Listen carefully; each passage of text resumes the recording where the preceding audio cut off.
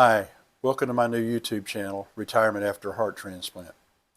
If you're new here, my name is Alan, and like the title suggests, the reason I have this YouTube channel is just to talk about heart transplantation in general, talk about life in retirement after heart transplantation specifically, which is where I am and my wife is.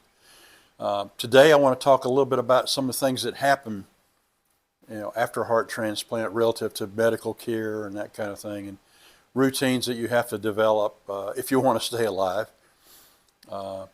Fortunately, even prior to heart transplantation, I had some health issues, which I've talked about in earlier videos. High blood pressure, diabetes, type 2. Managed both of those pretty well with my doctors and with the grace of God. So I was a little bit accustomed already to having to live with medications and all that means. That's not true for everybody who has a heart transplant. I have friends who were just as healthy as a horse and just boom, a virus attacked their heart or something of that nature, and they end up getting a heart transplant within weeks. And so this whole life of living with medication and doctors just hits them really quick, and it's all new.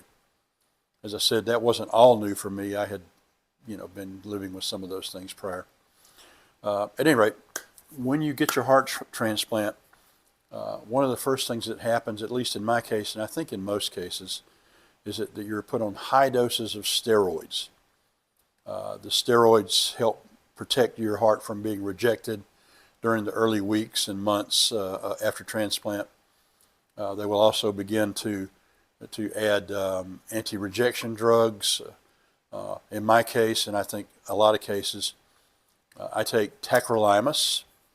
Currently I'm taking 1.5 milligrams a day, 1 milligram in the morning and half in the evening.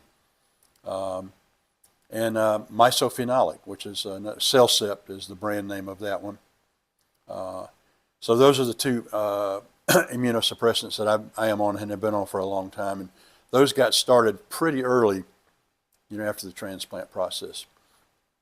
After you get done with your first, few months, let's say, your transplant team is going to need to see you less and less often. They've got more confidence that you're doing okay. And this is, of course, for people who do okay. And I know not everybody does, and I know some people who did not. But I have to say, just from a statistical standpoint, heart transplantation has come a very long way, and the vast majority of heart transplants do very well after transplant. If you're a transplant, I hope you're one of those. If you did not do well, I'm very sorry to hear it, and I hope you're able to work your way through that. At any rate, so long term, you become accustomed to using medications and making sure they stay on order, making sure you don't run out of medications. Sounds like an easy thing, and actually it really is once you get used to it. But if you're not accustomed to it, it just requires some new habits, basically, that you have to learn. You have to think about, how do I carry my medications around daily? How do I take them on trips when I go traveling? And I've been to quite a few different systems, if you will, to do that. Just as a little aside, what I do now is I have this 7-day pill pack. I'm not selling pill packs, by the way. I don't know what brand this is. It came from Amazon. And each pill pack is 1 day. And I will start out, it's got 2 sides, AM and PM. I'm able just to divide mine that way pretty much. I'll start out with the AM when I get up. I'll take the PM meds out of this big box because I just don't like carrying this big box around.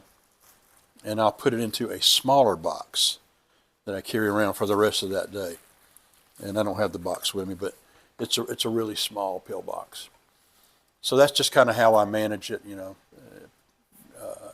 It doesn't sound like much. It's really not once you get used to it. But when you're getting started going down this road, you're gonna feel sometimes a frustration as to how you're gonna handle these things, how you're gonna manage your meds. Traveling, for example, my wife and I travel a fair amount. whether it's just a couple hours up the road to visit, children or grandchildren, whether it's camping trips, me pulling a travel trailer and, us heading to somewhere usually within no further than maximum 6 to 8 hours of where we live. Might go further occasionally. To longer trips. For example, we took a cruise in February of 2025. It's now January of 2026. And by the way, we got another cruise planned for May of this year. And that one is to celebrate our 50th year together. At any rate, on the cruise, I frankly was a little nervous about it because I'm a recovering retired manager. I'm a recovering manager, and it's like I just feel like I've got to control things. I got to keep them in order and keep them in line. That's not a bad thing altogether, but it can lead to frustration for yourself and others. Honestly, ask my wife, ask my kids. But anyway, I was pretty nervous about that, and just to tell you what I did is I took 10 weeks of medicine. I made sure that I had a way to pack them, compactly and get them in the luggage without taking up too much space. If you've ever cruised, particularly for longer cruises, you know that you got to pack quite a bit of stuff unless you want to wash clothes pretty often on the ship. So what you pack is important, and conserving space is important. But at any rate, that's just how I handle it. I'm a type 2 diabetic. I didn't mention earlier, but since my heart transplant, I have also been insulin dependent. Prior to that, I was just taking oral medications, and my diabetes was controlled very well. A1C was usually down around 6.2. That doesn't mean anything to some of you. If you're diabetic, you know what it means. For diabetes management, they want this A1C level, they call it, to be below 7. A1C is sort of an average of your previous 3 months of blood sugar readings. And that's one of the main numbers that your doctor or your endocrinologist or whomever would look at. So I wanted to be careful about that on the cruise, Got to have enough insulin. What if something happens? That's always the thing with me. What's the likelihood of something happening? Not very high. Meaning, you're stuck out on the boat or whatever. We hear these stories of these ships stuck out at sea. Probability is low, no doubt, that anything's going to happen. But it's just my nature that I'm going to be prepared, in case something does happen. And I'm going to generally over-prepare. And especially since my heart, I've always been that way, but especially since having a heart transplant, it's life or death, if you get stuck particularly without your immunosuppressants.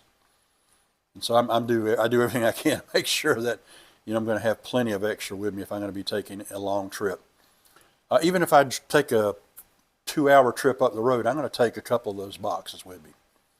I'm just going to throw them in the car and, never had to use them. But I have this rule about life and about things and about preparations and all the rest of it. It's better to have it and not need it than need it and not have it. So I'm going to try to always have it, whether I need it or not. At any rate, so these are things that happen, just barely touching on them. I'll be talking more about these things. But routines around medications and how you manage that, particularly if you're traveling.